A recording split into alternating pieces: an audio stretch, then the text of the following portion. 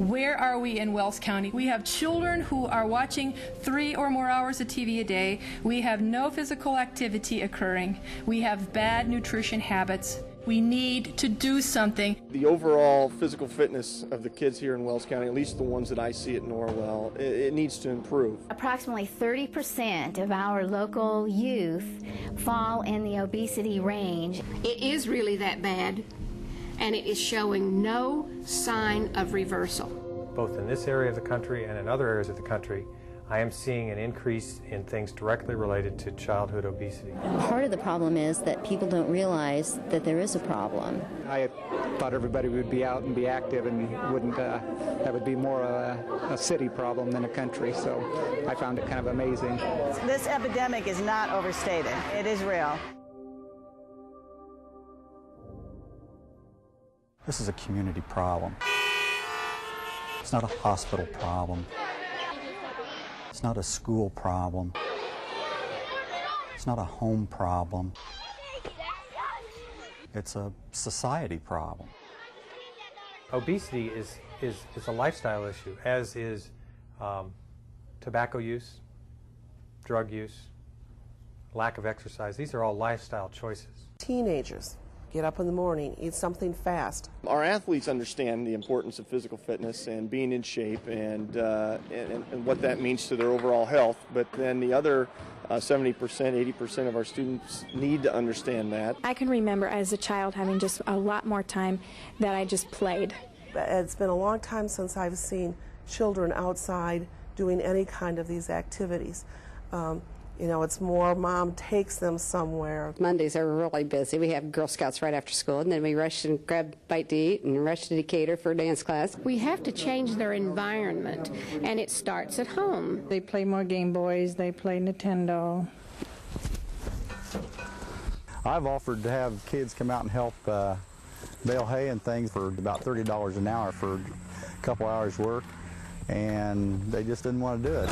And with our society having working parents, either single or dual, it's so much easier to go get a fast food kind of meal, bring it home because parents are tired. You know, it's just harder to put together a quick, balanced diet. The families don't seem to sit down and eat meals together anymore, where I think just doing that would eliminate a lot of the excess fat and calories that the children consume. I'd have to say that I go to Burger King or McDonald's or any other fast food restaurant. It's usually lunch, and then if I'm lucky, I'll eat supper at home. If not, then both meals end up being fast food for the day. And the vending machines in the schools are selling Cokes and Pepsis and potato chips. They don't get half of the fruits and vegetables they should every day. We put an awful lot of very good, nutritious food on that tray that we throw away every day. But the students really like the fried potatoes.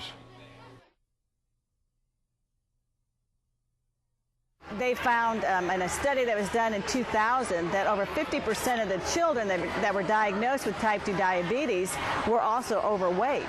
If I had a 10-year-old girl that would come in my office that was, was overweight, obese, lack of activity and exercise, you look at her and think, oh no, when she goes to high school, kids are going to make fun of her.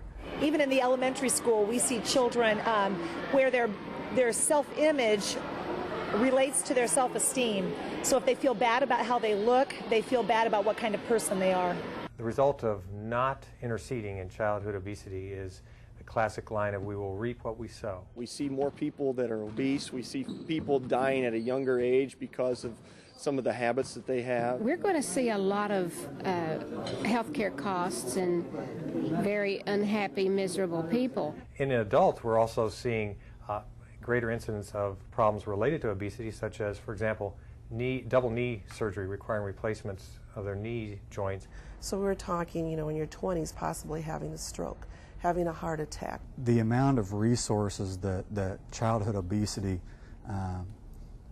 drains from Wells County every year is really probably not even calculable, and I think we'd all be stunned. It's in the millions and millions of dollars. Our children and their children are going to have costs beyond anyone's ability to pay. Think how much money we're going to have to spend in their lifetime to take care of them.